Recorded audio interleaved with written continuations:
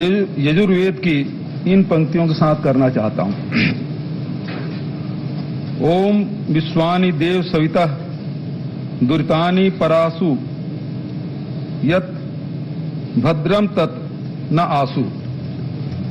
अर्थात ज्ञान के प्रकाशक एवं जगत के संचालक सभी देवताओं से प्रार्थना है, समस्त दुख एवं बुराइयों हमसे दूर हो एवं कल्याणकारी गुण, कर्म एवं स्वभाव सब कुछ हमें प्राप्त हो।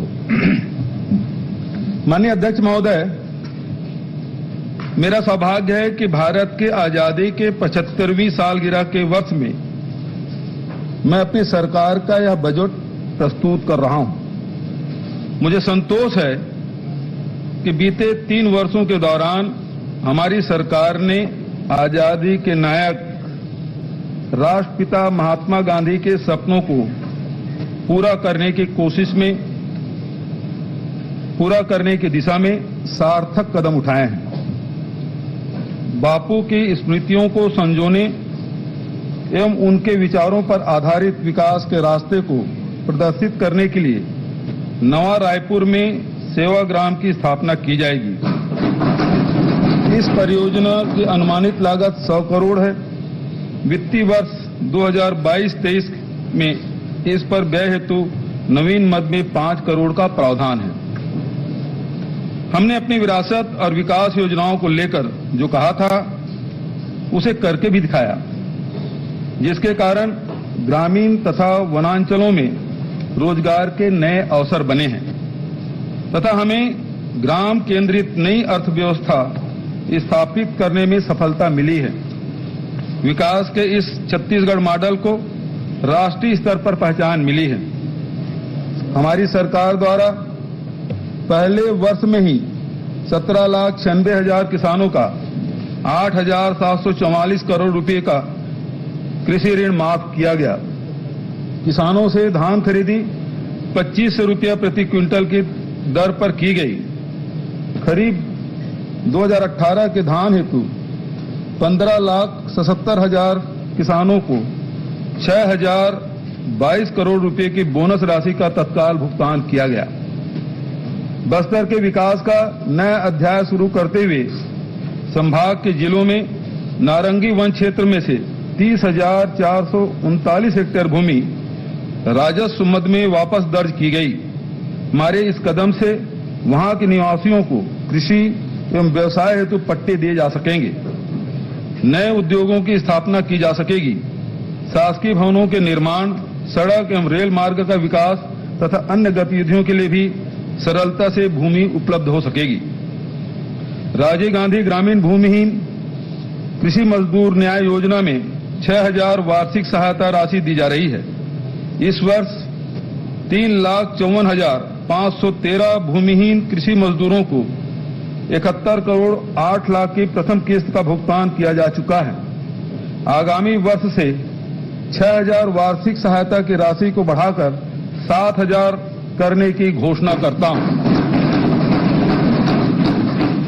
प्रदेश के अनुसूचित क्षेत्र में आदिवासियों के देवस्थलों पर पूजा करने वाले व्यक्ति, जिन्हें भिन्न भिन्न क्षेत्रों में माझी, बैगा, गुनिया, पुजारी इत्यादि भिन्न भिन्न नामों से जाना जाता है, का आदिवासियों के सांस्कृतिक जीवन एवं सामाजिक संस्कारों में विशेष महत्व है।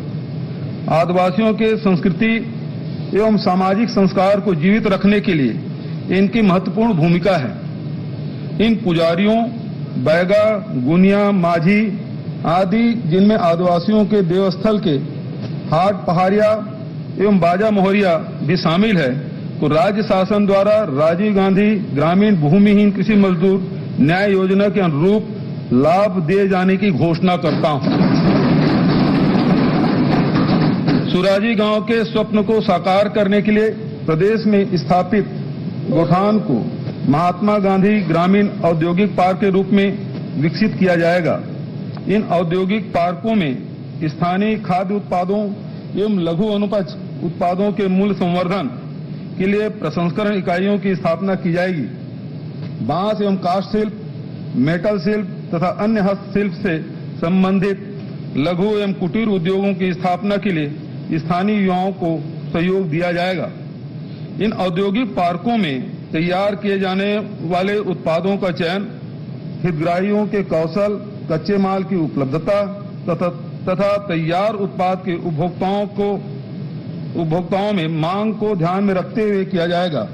इन औद्योगिक पार्कों में उन्नत अधोसंरचना तथा बिजली, पानी जैसे बुनियादी सुविधाएं उपलब्ध कराने के लिए 600 करोड़ का प्रावधान है। गोधन न्याय मिशन, टी कॉफी बोर्ड का गठन, मछली पालन, लाख उत्पादन को कृषि के समकक्ष दर्जा देना, मिलेट मिशन एवं वाणिज्यिक वृक्षारोपण जैसे कार्यक्रमों के क्रियान्वयन से रोजगार के नए अवसर का सृजन हुआ है। इन उत्पादों के विपणन का कार्य छत्तीसगढ़ लघु वनोपज संघ द्वारा छत्तीसगढ़ हर्बल ब्रांड के नाम से किया जा रहा है।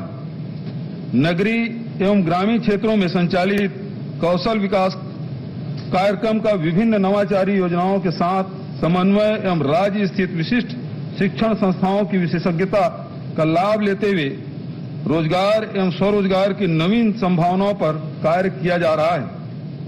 इस हेतु छत्तीसगढ़ रोजगार मिशन की शुरुआत के लिए 2 करोड़ का प्रावधान है। छत्तीसगढ़ व्यावसायिक परीक्षा मंडल एवं छत्तीसगढ़ लोक सेवा आयोग द्वारा आयोजित किए जाने वाली परीक्षाओं में राज्य के स्थानीय प्रतिभागियों का परीक्षा शुल्क माफ करने की घोषणा करता हूं। शासकीय योजनाओं के क्रियान्वयन में महत्वपूर्ण भूमिका निभाने वाले राज्य के अधिकारियों एवं कर्मचारियों की पुरानी मांग पर विचार करते हुए एनपीएस योजना के स्थान पर पुरानी पेंशन योजना को बहाल करने की घोषणा करता हूं। शासकीय अधिवक्ताओं के मानदेय में भी आगामी वर्ष से वृद्धि की घोषणा करता हूं। अध्यक्ष महोदय, अब आर्थिक स्थिति के बारे में सदन के सामने ब्यौरा रखता हूं। अध्यक्ष महोदय, अब मैं राज्य के आर्थिक स्थिति का ब्यौरा सदन के समक्ष प्रस्तुत करता हूं। राज्य के चालू वर्ष के आर्थिक सर्वेक्षण के अनुसार स्थिर भाव पर वर्ष 2020-21 की तुलना में चालू वर्ष के सकल राज्य घरेलू उत्पाद में 11.54% की वृद्धि अनुमानित है। वर्ष 2021-22 में स्थिर भाव पर राज्य में कृषि क्षेत्र में 3.88%, औद्योगिक क्षेत्र में 15.44% और सेवा क्षेत्र में 8.54% की वृद्धि अनुमानित है। इस प्रकार कृषि एवं सेवा क्षेत्र में राज्य की अनुमानित वृद्धि दर राष्ट्रीय स्तर के समतुल्य एवं औद्योगिक क्षेत्र में अनुमानित वृद्धि दर राष्ट्रीय दर से 3.64% अधिक है। प्रचलित भाव पर राज्य का सकल घरेलू उत्पाद वर्ष 2020-21 में 3,52,161 करोड़ से बढ़कर वर्ष 2021-22 में 4,61,000 करोड़ होना अनुमानित है, जो पिछले वर्ष की तुलना में 13.60% अधिक है।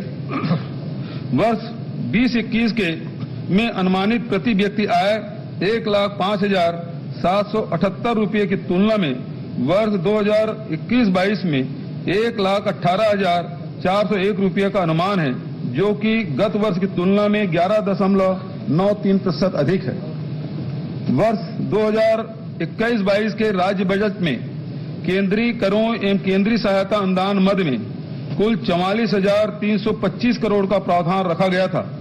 वर्ष 22-23 में केंद्रीय बजट को देखते हुए इस वर्ष राज्य के बजट में कुल 44,573 करोड़ की राशि केंद्र से प्राप्त होना अनुमानित है। जून 2022 के पश्चात जीएसटी क्षतिपूर्ति अनुदान समाप्त किए जाने के कारण केंद्रीय प्राप्तियों में कम वृद्धि अनुमानित है। वर्ष 2021-22 के बजट में राज्य के स्वयं के कर एवं करेत्तर राजस्व से कुल 35,000 करोड़ की प्राप्ति अनुमानित की गई थी। राज्य के स्वयं के राजस्व स्रोतों में वृद्धि हेतु किए जा रहे सतत प्रयासों से राजस्व प्राप्तियां में निरंतर वृद्धि दर्ज होने के परिणाम स्वरूप इस वर्ष राज्य मद से प्राप्तियों में 44,500 करोड़ की प्राप्ति अनुमानित है। इस प्रकार राज्य के स्वयं के राजस्व प्राप्तियों में 27% की वृद्धि की तुलना में केंद्रीय प्राप्तियों में केवल 1% की वृद्धि अनुमानित है। कृषि एवं ग्रामीण अर्थव्यवस्था, किसानों की उन्नति के लिए हमारी सरकार के द्वारा किए गए ठोस प्रयासों का परिणाम है कि राज्य में कृषि एक लाभप्रद व्यवसाय के रूप में उभरा है। खरीफ वर्ष 2017 में 12 लाख किसानों से उपार्जित 57 लाख मीट्रिक टन धान की तुलना में खरीफ वर्ष 2021 में 21 लाख 77 हजार किसानों से 98 लाख मीट्रिक टन धान उपार्जित किया गया। इस प्रकार विगत 3 वर्षों के दौरान 9 लाख 77 हजार नए किसानों का पंजीयन हुआ है एवं उपार्जित धान की मात्रा में भी 41 लाख मीट्रिक टन की वृद्धि दर्ज की गई है। धान सहित समस्त खरीफ फसलों, लघु धान्य फसलों, उद्यानिकी फसलों को बढ़ावा देने के लिए राजीव गांधी किसान न्याय योजना के अंतर्गत प्रति एकड़ अधिकतम 10,000 के आदान सहायता देने की व्यवस्था है। विगत 2 वर्षों में 10,152 करोड़ की सहायता राशि 20 लाख से अधिक किसानों को भुगतान की जा चुकी है। इस योजना के लिए 6,000 करोड़ का प्रावधान है। विविध फसलों को बढ़ावा देने के क्रम में गन्ना की खरीदी न्यूनतम समर्थन मूल्य 271 रुपये के स्थान पर 355 रुपये प्रति क्विंटल की दर से की जा रही है। इस वर्ष 12 लाख मीट्रिक टन गन्ना खरीदी हेतु 112 करोड़ का प्रावधान है। पिछड़े क्षेत्र वाले 14 जिलों में 25 विकास खंडों में पोषण सुरक्षा, कृषि उत्पाद का मूल्य संवर्धन एवं कृषकों के आर्थिक स्थिति में सुधार हेतु चिराग परियोजना प्रारंभ की गई है। इसके लिए 200 करोड़ का प्रावधान है। प्रदेश के किसानों को उच्च गुणवत्ता युक्त प्रमाणित बीज की उपलब्धता सुनिश्चित करने हेतु कृषक समग्र विकास योजना में 123 करोड़ का बजट प्रावधान है। फसल बीमा योजना में 575 करोड़, राष्ट्रीय खाद्य सुरक्षा मिशन योजना में 323 करोड़, प्रधानमंत्री कृषि सिंचाई योजना में ड्रिप एवं स्प्रिंकलर स्थापित करने के लिए 60 करोड़ एवं कृषि यंत्रों के वितरण एवं प्रचार प्रसार हेतु 87 करोड़ का प्रावधान है। 10,404 हेक्टेयर क्षेत्र में बहुवर्षीय फलोद्यान तथा 9,600 हेक्टेयर क्षेत्र में सब्जी उत्पादन एवं 1,895 हेक्टेयर क्षेत्र में फूलों की खेती के लिए कृषकों को सहायता अनुदान का लक्ष्य रखा गया है। कृषि एवं औद्योगिक उत्पादों के सुरक्षित भंडारण की क्षमता में वृद्धि हेतु दुर्ग जिले में इंटीग्रेटेड पैक हाउस की स्थापना की जाएगी। इसमें अत्याधुनिक गामा विकिरण तकनीकी का उपयोग किया जाएगा। इसके लिए 24 करोड़ का प्रावधान है। खाद्य पदार्थों में कीटनाशक अवशेषों की जांच के लिए NABL से मान्यता प्राप्त फाइटोसैनिटरी प्रयोगशाला स्थापित की जाएगी। इसकी स्थापना से कृषि उत्पादों के निर्यात को बढ़ावा मिलेगा, जिसके आर्थिक लाभ सीधा कृषकों को प्राप्त होगा। इसके लिए 1 करोड़ 50 लाख का प्रावधान है। प्रदेश भर में अब तक स्वीकृत 10,590 गठानों में से 8,119 गठानों का निर्माण पूर्ण हो चुका है। यहां उपलब्ध विशेष सुविधा के तहत अब तक 1,86,641 कृत्रिम गर्भाधान किए गए, जिसमें 57,943 बछड़ों का जन्म हुआ। गोधन न्याय योजना के तहत अब तक 63,89,000 क्विंटल गोबर का क्रय किया जाकर पशुपालकों को 127 करोड़ 79 लाख रुपए का भुगतान किया गया। इसमें स्वावलंबी गौठानों द्वारा स्वयं के आय से भुगतान की गई 12 करोड़ की राशि भी शामिल है। गौठानों में उपलब्ध गोबर से 11,65,000 क्विंटल वर्मी कंपोस्ट एवं 4,65,000 क्विंटल सुपर कंपोस्ट का उत्पादन हुआ। अब तक 91 करोड़ 11 लाख वर्मी कंपोस्ट एवं सुपर कंपोस्ट विक्रय किया जा चुका है। स्व सहायता समूह के हितग्राहियों को 31 करोड़ 34 लाख की लाभांश राशि वितरित की गई है। चारे की व्यवस्था हेतु अब तक 7,000 चारागाहों की स्वीकृति दी गई है। लगभग 5,000 चारागाहों में चारा रोपण किया जाकर गौठानों में हरा चारा उपलब्ध कराया जा रहा है। सूखा चारा उपलब्ध कराने हेतु ग्रामीणों को पैरादान के लिए जागरूक एवं प्रेरित करके गौठान में 15,67,000 क्विंटल पैरा एकत्रित किया गया है।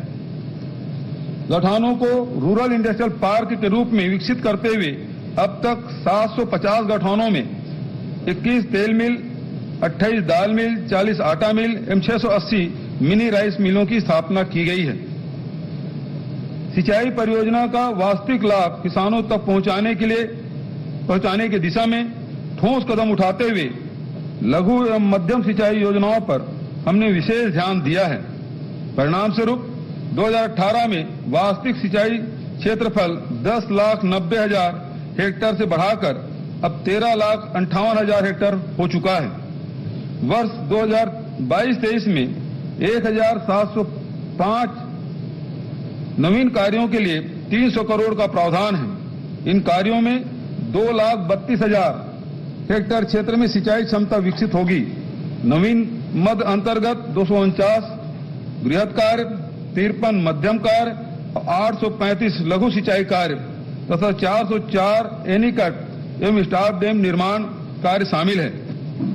केलो परियोजना हेतु 90 करोड़, अरपा भैंसा परियोजना के लिए 45 करोड़ और समोदा परियोजना को पूर्ण करने के लिए 14 करोड़ का प्रावधान है। नाबार्ड की सहायता से सिंचाई परियोजनाओं के निर्माण हेतु 690 करोड़, लघु सिंचाई परियोजनाओं के लिए 931 करोड़, एनीकट एवं स्टाफ डैम निर्माण के लिए 260 करोड़ तथा तटबंध निर्माण कार्य हेतु 125 करोड़ का प्रावधान है। इस वर्ष 10 बृहद, 15 मध्यम, 3 लघु सिंचाई एवं 6 मेगा उद्वहन सिंचाई परियोजनाओं के सर्वेक्षण हेतु 3 करोड़ 10 लाख का प्रावधान है। बृहद एवं मध्यम सिंचाई परियोजनाओं के संधारण हेतु 100 करोड़ का प्रावधान है। 5 HP तक के कृषि पंपों को निःशुल्क विद्युत प्रदाय हेतु अनुदान योजना के लिए 2,600 करोड़ का प्रावधान है। इस योजना से लगभग 5 लाख किसानों को लाभ मिलेगा। सौर सुजला योजना के अंतर्गत 3 से 5 HP क्षमता के 15,000 सौर सिंचाई पंपों की स्थापना की जाएगी। इसके लिए 417 करोड़ का प्रावधान है। प्रधानमंत्री कुसुम योजना अंतर्गत 10,000 सोलर पंपों की स्थापना हेतु राज्यांश मद में 100 करोड़ का प्रावधान है। राज्य ग्रामीण आजीविका मिशन अंतर्गत 7 जिलों के 43 संकुल संगठनों में डिजिटल लेन देन को बढ़ावा देते हुए कैशलेस इकोनॉमी बनाने का प्रयास किया जा रहा है। उत्थान परियोजना अंतर्गत प्रदेश के 9 जिलों में विशेष पिछड़ी जनजाति की 172 महिलाओं को CRP के रूप में प्रशिक्षित करके कुल 9,820 परिवारों को लाभान्वित किया जाएगा। मिलाप परियोजना अंतर्गत राजनांदगांव एवं कबीरधाम जिले में 17,315 प्रवासी श्रमिकों का चिन्हांकन कर उनके समग्र विकास हेतु कार्य प्रारंभ किया गया है। उपरोक्त विभिन्न गतिविधियों हेतु ग्रामीण आजीविका मिशन योजना के लिए 450 करोड़ का प्रावधान है। प्रधानमंत्री आवास योजना अंतर्गत 8,22,832 आवास पूर्ण हो चुके हैं। योजना में 800 करोड़ का प्रावधान है। स्वच्छ भारत मिशन ग्रामीण अंतर्गत 3,082 गांवों में ठोस एवं तरल अपशिष्ट प्रबंधन कार्य तथा 275 ग्राम पंचायतों में बायोगैस संयंत्र की स्थापना का कार्य पूर्ण हो चुका है। योजना में 500 करोड़ का प्रावधान है। प्रधानमंत्री ग्राम सड़क योजना अंतर्गत 900 किलोमीटर सड़क एवं 24 बृहद पुलों के निर्माण का भौतिक लक्ष्य है। नक्सल प्रभावित जिले बीजापुर, सुकमा एवं दंतेवाड़ा में 47 स्टील ब्रिज का निर्माण का प्रस्ताव है। योजना में 1,675 करोड़ का प्रावधान है। मुख्यमंत्री समग्र ग्रामीण विकास योजना में 200 करोड़, ग्राम पंचायत को मूलभूत कार्य हेतु अनुदान योजना में 260 करोड़ तथा 15वें वित्त आयोग की अनुशंसा पर पंचायतों को अनुदान मद में 1,114 करोड़ का प्रावधान है। बस्तर संभाग में उपलब्ध रैली कुकुन वर्तमान में व्यापारियों द्वारा क्रय करके अन्य राज्यों को निर्यात किए जाने के कारण राज्य की जनता को समुचित आर्थिक लाभ नहीं मिल पाता था। अब रैली कुकुन का संग्रहण कर राज्य में ही धागा उत्पादन एवं प्रसंस्करण की व्यवस्था के लिए मुख्यमंत्री रेशम मिशन की शुरुआत की जाएगी। रेशम विभाग के माध्यम से रैली कुकुन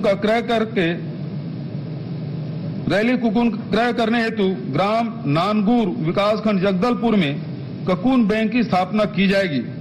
संग्रहित रैली कुकुन 200 स्व सहायता समूहों को भागाकरण के लिए वितरण किया जाएगा। स्व सहायता समूहों को भागाकरण हेतु प्रशिक्षण एवं मशीन उपकरण की सहायता दी जाएगी। पोस्ट यार्न गतिविधियों के लिए सामान्य सुविधा केंद्र की स्थापना की जाएगी। मिशन के माध्यम से 200 स्व सहायता समूहों के लगभग 4000 महिलाओं को प्रति माह 6 से 7 हजार तक की अतिरिक्त आय प्राप्त होगी। इसके लिए 4 करोड़ 53 लाख का बजट प्रावधान है। कुम्हार परिवारों द्वारा पारंपरिक लकड़ी के चाक से मिट्टी के बर्तन, गमले, खपरा आदि का निर्माण जीविकोपार्जन के लिए किया जाता है। कार्य कुशलता एवं गुणवत्ता में वृद्धि के लिए कुम्हार परिवारों को विद्युत चाक का वितरण किया जाएगा। इसके लिए 2 करोड़ का प्रावधान है। पेयजल सुविधाएं, राज्य में 48,60,000 परिवारों को घरेलू नल कनेक्शन माध्यम से स्वच्छ पेयजल उपलब्ध कराने का लक्ष्य है। इस हेतु जल जीवन मिशन में 1000 करोड़ का प्रावधान है। नगरीय निकायों में जल प्रदाय योजना के लिए अनुदान मद में 30 करोड़ तथा ऋण हेतु 55 करोड़ का प्रावधान है। गठानों में 860 नग नलकूप खनन हेतु 10 करोड़ का प्रावधान है। नवा रायपुर अटल नगर क्षेत्र में ग्रीष्मकाल में पानी की समस्या के निराकरण हेतु रविशंकर जलाशय से किला एनीकट तक पाइपलाइन बिछाने की अनुमानित लागत 106 करोड़ है। इस हेतु नवीन मद में 2 करोड़ प्रावधान है। कमजोर एवं आर्थिक स्थिति वाले परिवारों के बच्चों को आधुनिक शिक्षा अधोसंरचना का लाभ दिलाने का हमारा प्रयास सफल रहा है। अंग्रेजी माध्यम से संचालित 171 स्वामी आत्मानंद उत्कृष्ट विद्यालयों में 1,35,000 विद्यार्थियों ने प्रवेश लिया है। इस नई पहल के प्रति अभिभावक एवं विद्यार्थियों की अभिरुचि को देखते हुए इस वर्ष से हिंदी माध्यम के भी 32 स्वामी आत्मानंद विद्यालय प्रारंभ करने का निर्णय लिया गया है। इससे 17,500 बच्चे लाभान्वित होंगे। इस वर्ष 11 पूर्व माध्यमिक शालाओं को हाई स्कूल में एवं 12 हाई स्कूल को हायर सेकेंडरी विद्यालयों में उन्नयन किए जाने हेतु नवीन मद में प्रावधान है। भवन विहीन 40 हाई स्कूलों, 17 हायर सेकेंडरी विद्यालयों के लिए नवीन भवन का निर्माण किया जाएगा। इसके लिए 50 करोड़ का प्रावधान है। रामकृष्ण मिशन आश्रम नारायणपुर द्वारा संचालित आवासीय विद्यालय कुतुल, कच्चापाल, इरक भट्टी, कुंदला एवं आकाबेड़ा में कर्मचारी आवास एवं अहाता निर्माण हेतु 6 करोड़ 95 लाख का नवीन मद में प्रावधान है।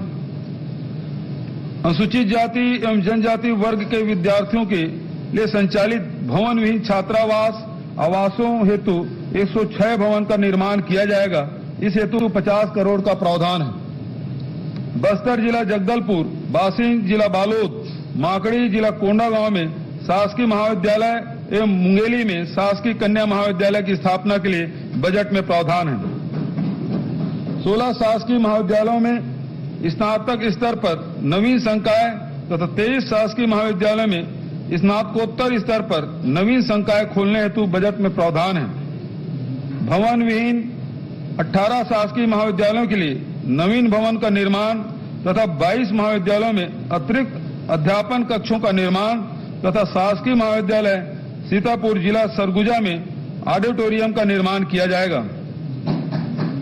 शासकीय महाविद्यालय पखांजूर में कन्या एवं बालक छात्रावास की स्थापना एवं भवन निर्माण के लिए 2 करोड़ 30 लाख का प्रावधान है।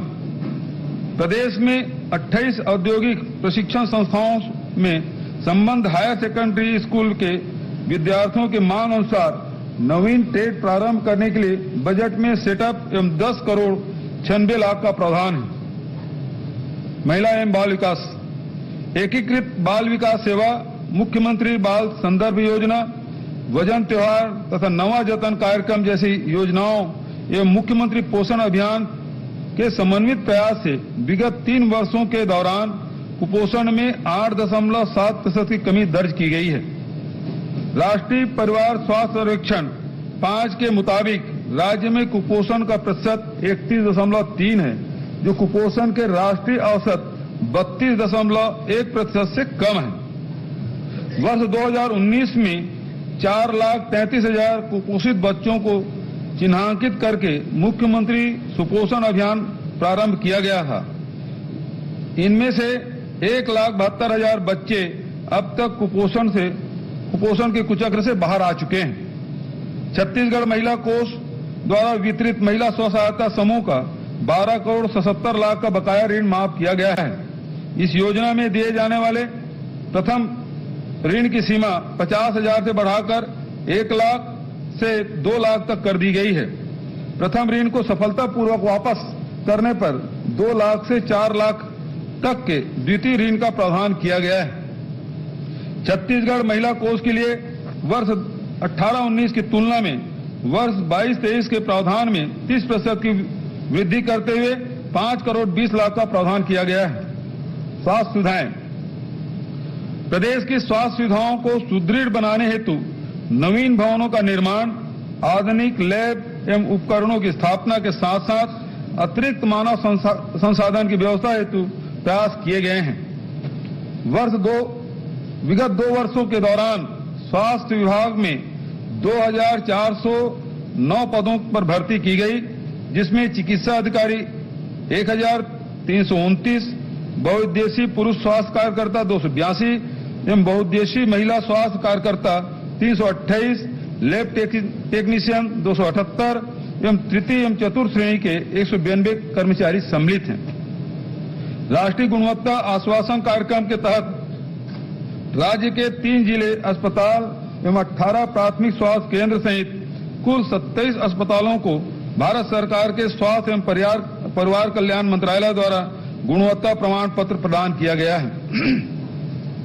जगरगुंडा जिला सुकमा में 30 बिस्तर सामुदायिक स्वास्थ्य केंद्र एवं अहिवारा जिला दुर्ग में 10 बिस्तर, एनआरसी की स्थापना हेतु 45 नवीन पदों के सृजन एवं खैरागढ़ में 50 बिस्तर सिविल अस्पताल के भवन निर्माण हेतु बजट में प्रावधान है। अंबिकापुर एवं कांकेर के चिकित्सा महाविद्यालयों में उपकरण क्रय हेतु 37 करोड़ तथा रायपुर चिकित्सा महाविद्यालय में कार्डियोवेस्कुलर एवं फोरेंसिक सर्जरी विभाग में 150 पदों के सृजन हेतु नवीन मद का प्रावधान है। चिकित्सा महाविद्यालय रायपुर में स्नातक छात्र छात्राओं के लिए छात्रावास निर्माण तथा कर्मचारियों के लिए आवास निर्माण हेतु 3 करोड़ का प्रावधान है। प्रधानमंत्री Ayushman Bharat health infrastructure mission हेतु 126 करोड़ एवं 15 वित्त आयोग अंतर्गत 454 करोड़ का नवीन मद में प्रावधान है। वानिकी गतिविधियां, कैंपा मद की राशि से क्षतिपूर्ति वानिकीकरण के अतिरिक्त वनों की सुरक्षा, वन प्राणियों के रहवास में सुधार तथा वन क्षेत्र में भूजल संरक्षण के कार्य स्वीकृत किए गए हैं। वर्ष 2022-23 की कार्य योजना में 1,950 नालों को उपचारित करने के लिए 300 करोड़ का प्रस्ताव है। वन प्रबंधन समिति के सदस्यों को स्व सहायता समूह का गठन कर वन उपज आधारित लघु एवं मध्यम उद्योगों के माध्यम से वैकल्पिक रोजगार उपलब्ध कराया जा रहा है। छत्तीसगढ़ लघु वनोपज संघ द्वारा वर्तमान में 65 वनोपज का क्रय किया जा रहा है। संघ द्वारा 2018 में 3 करोड़ 81 लाख के वन उपज का क्रय किया गया था, जबकि 2020-21 में क्रय किए गए वनोपज का मूल्य 153 करोड़ है। छत्तीसगढ़ लघु वनोपज संघ के द्वारा कोदो कुटकी 3,000 रुपये एवं रागी 3,377 रुपये प्रति क्विंटल की दर से क्रय किया जा रहा है। साथ ही 10,000 प्रति एकड़ की दर से सहायता राशि भी प्रदान की जा रही है।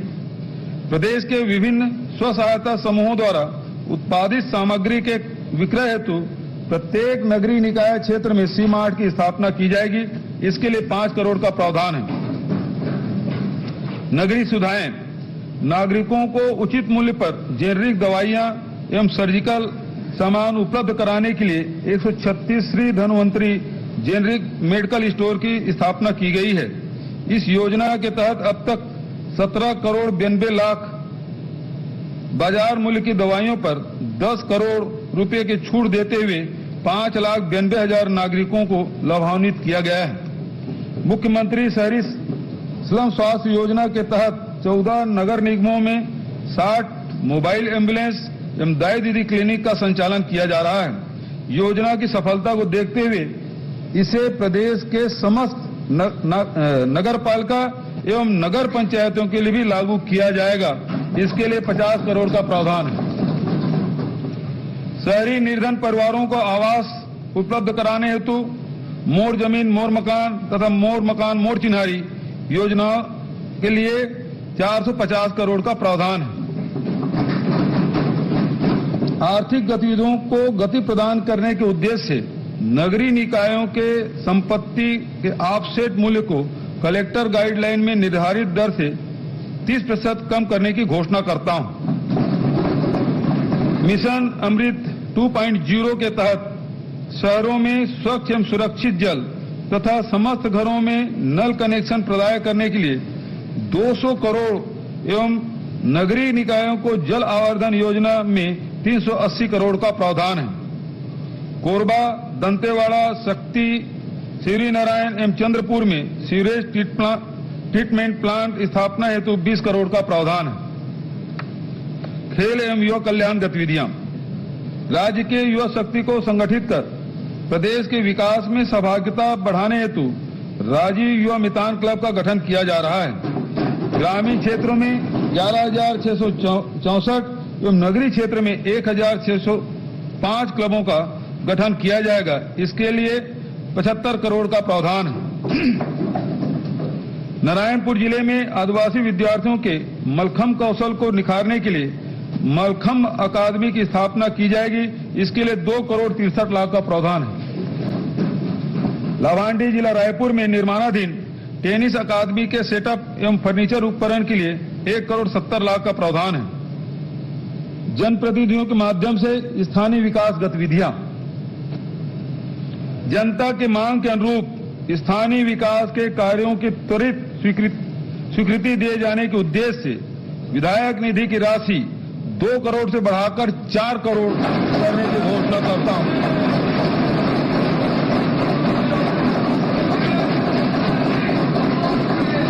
इसके लिए इसमें तो आप लोग भी 364 करोड़ का प्रावधान।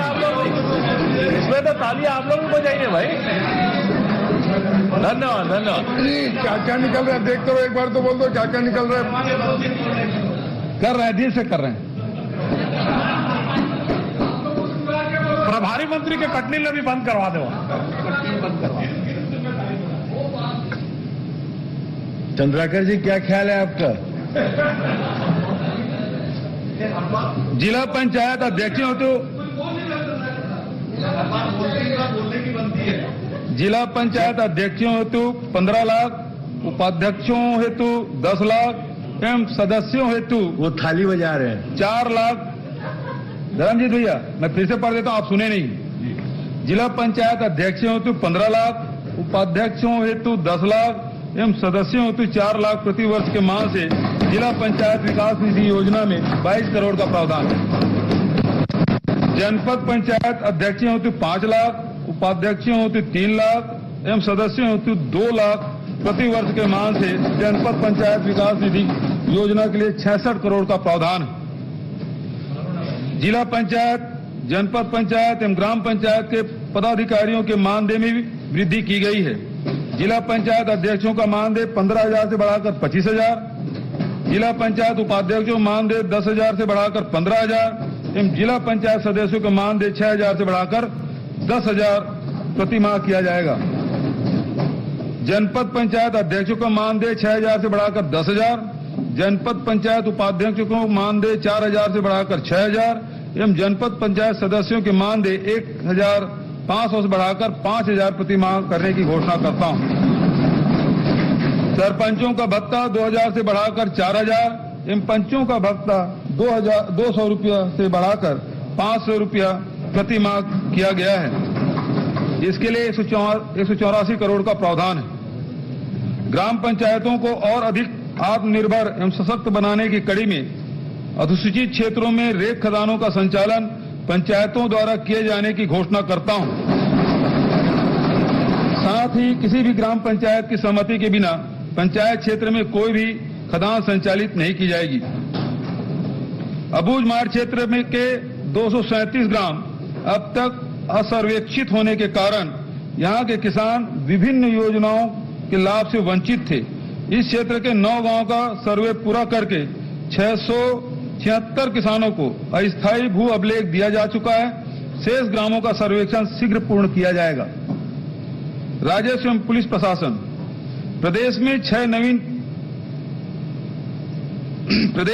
नवीन तहसीलें देवकर एवं भिमौरी जिला बेमेतरा, जरहा गांव जिला मुंगेली, दीपका एवं भैंसमा जिला कोरबा, कोटाडोल जिला कोरिया स्थापित की जाएगी। इसके लिए 84 पदों का सेटअप का प्रावधान है। नवीन अनुभाग कार्यालय की स्थापना मालखरौदा जिला चांपा जांजगीर, बलरामपुर एवं राजपुर जिला बलरामपुर रामानुजगंज, धमधा जिला दुर्ग, भोपालपट्टनम एवं भैरमगढ़ जिला बीजापुर, बागबाहरा जिला महासमुंद, भरतपुर एवं खड़गवां चिरमिरी जिला कोरिया, तिल्दा नेवरा जिला रायपुर तथा सहसपुर लोहारा जिला कबीरधाम में की जाएगी। इसके लिए 77 पदों के सेटअप का प्रावधान है। प्रदेश के ब्लॉक मुख्यालय में कार्यरत शासकीय अधिकारियों एवं कर्मचारियों हेतु आवास भवनों का निर्माण किया जा रहा है। इसके लिए नवीन मद में 58 करोड़ का प्रावधान है। चिट फंड कंपनियों से पीड़ित 17,404 निवेशकों को 11 करोड़ 23 लाख की राशि वापस दिलाई गई है। मानव तस्करी के रोकथाम हेतु राज्य स्तर पर एंटी ह्यूमन ट्रैफिकिंग ब्यूरो तथा सतर्कता एवं शिकायत सेल का गठन किया जाएगा। इसके लिए 23 नवीन पदों के सृजन का प्रावधान है। बस्तर संभाग में कार्यरत सहायक आरक्षकों को वेतन भत्तों तथा पदोन्नति का लाभ देने के लिए डिस्ट्रिक्ट स्ट्राइक फोर्स के नाम से नवीन केडर का गठन करने की घोषणा करता हूं। नवगठित जिलों मानपुर मोहला चौकी, शक्ति, सारंगगढ़, बिलाईगढ़ एवं मनेनगढ़, चिरमिरी, भरतपुर की स्थापना हेतु 1100 नवीन पदों के सृजन का प्रावधान है। जिला बिलासपुर एवं जगदलपुर में एयरपोर्ट की सुरक्षा व्यवस्था हेतु 114 नवीन पदों के सृजन का प्रावधान है। 3 नवीन पुलिस चौकी क्रमशः भैंसा जिला रायपुर, घटारानी जमतई जिला गरियाबंद, राउत जिला जांजगीर की स्थापना हेतु 99 पदों के सृजन का प्रावधान है। 5 पुलिस चौकी क्रमशः मारो जिला बेमेतरा, जेवरा सिरसा जिला दुर्ग, नैला जिला जांजगीर चांपा, खरसिया जिला रायगढ़ एवं वाड्रप नगर जिला बलरामपुर के थाने में उन्नयन हेतु 226 नवीन पदों के सृजन का प्रावधान है। 300 नग बुलेट प्रूफ जैकेट क्रय हेतु 3 करोड़, वाटर कूलर क्रय हेतु 1 करोड़ 58 लाख तथा समस्त थानों में सीसीटीवी कैमरा लगाने हेतु 25 करोड़ का प्रावधान है। शहीदों के सम्मान हेतु रायपुर में छत्तीसगढ़ अमर जवान ज्योति स्मारक की स्थापना, पुलिस मेमोरियल टावर एवं अन्य निर्माण कार्यों के लिए बजट में प्रावधान है। पुलिस अधिकारियों एवं कर्मचारियों के आवासीय सुविधा हेतु 320 आवास गृहों को क्रय करने के लिए 65 करोड़ का प्रावधान है। राज्य के 9 जिलों में 50-50 बंदी क्षमता के बंदी बैरक निर्माण एवं अन्य निर्माण कार्य हेतु 16 करोड़ 96 लाख का प्रावधान है। भवन व सड़क निर्माण का एवं संधारण, लोक निर्माण विभाग के बजट में कुल 6,638 करोड़ का प्रावधान है। राज्य बजट के अतिरिक्त अन्य संसाधनों से भी वित्त व्यवस्था करते हुए वर्तमान में 16,000 करोड़ से भी अधिक लागत के सड़क एवं पुल निर्माणाधीन है। राज्य मार्गों के निर्माण हेतु 228 करोड़, मुख्य जिला सड़कों के निर्माण हेतु 458 करोड़, ग्रामीण मार्गों के निर्माण हेतु 810 करोड़, वृहद एवं मध्यम पुलों के निर्माण हेतु 315 करोड़ एवं रेलवे ओवरब्रिज निर्माण हेतु 90 करोड़ का प्रावधान है। शहरी एवं ग्रामीण क्षेत्रों में कुल 59 नवीन निर्माण कार्य प्रस्तावित है। इसमें 502 सड़क कार्य हेतु 365 करोड़, 134 वृहद एवं मध्यम पुल कार्य हेतु 103 करोड़ तथा 8 नवीन शासकीय विश्राम गृहों के निर्माण हेतु 3 करोड़ का प्रावधान है। 15 रेलवे ओवरब्रिज कार्य के सर्वेक्षण हेतु 8 करोड़ 65 लाख का प्रावधान है। मुख्यमंत्री सुगम सड़क योजना अंतर्गत राज्य में निर्मित शासकीय भवनों जैसे स्कूल, स्वास्थ्य केंद्र, आंगनबाड़ी इत्यादि को पक्की सड़क से जोड़ने हेतु पहुंच मार्ग निर्माण की लोकप्रियता को देखते हुए बजट में 150 करोड़ का प्रावधान है। एशियन विकास बैंक की सहायता से निर्माणाधीन सड़क विकास परियोजना के लिए 884 करोड़ का प्रावधान है। नाबार्ड की सहायता से ग्रामीण मार्गों एवं मध्यम पुलों के निर्माण हेतु 236 करोड़ का प्रावधान है। वर्ष 2021-22 का पुनरीक्षित एवं 2022-23 का बजट अनुमान। अध्यक्ष महोदय, अब मैं 2021-22 का पुनरीक्षित एवं 2022-23 का बजट अनुमान सदन के समक्ष प्रस्तुत करता हूं। वर्ष 2021-22 में कुल प्राप्ति के बजट अनुमान 97,145 करोड़ की तुलना में पुनरीक्षित अनुमान 99,601 करोड़ है।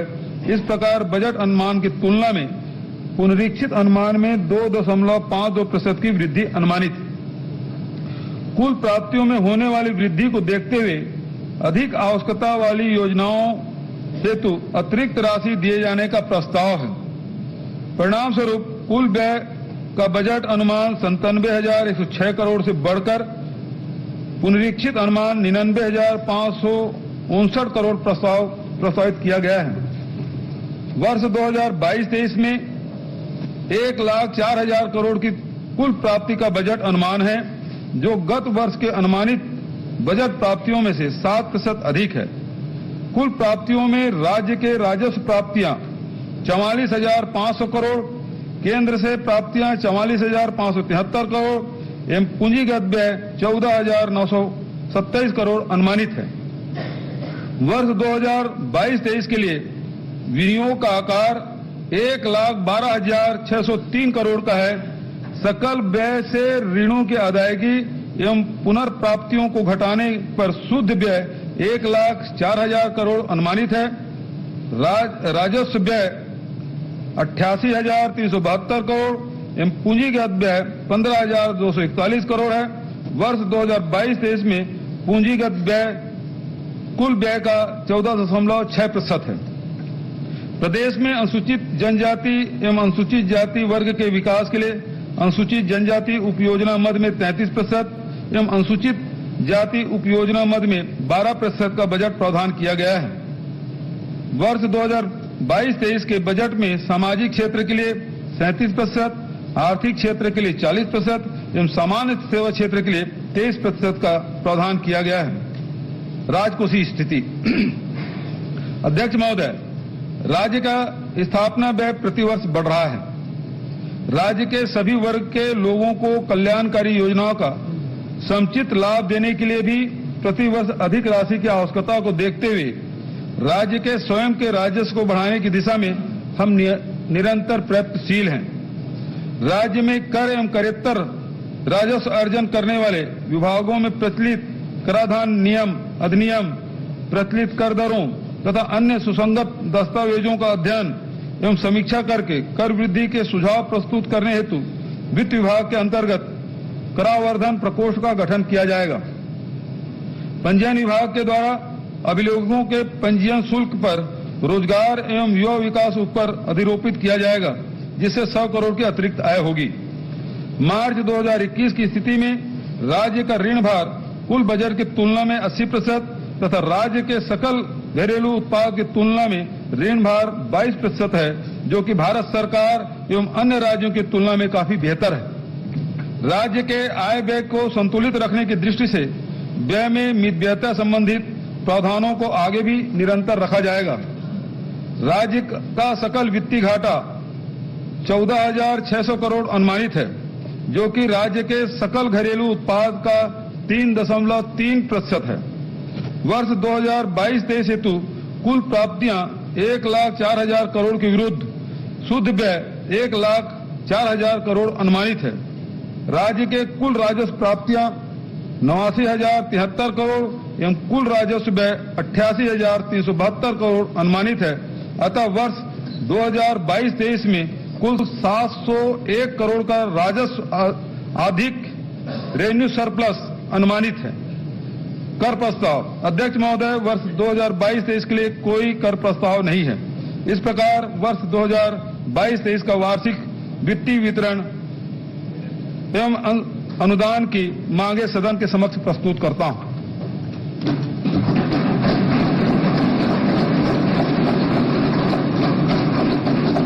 मैं आय व्यय पर सामान्य चर्चा के लिए दिनांक 10 एवं 11 मार्च 2022 की तिथियां नियत करता हूं।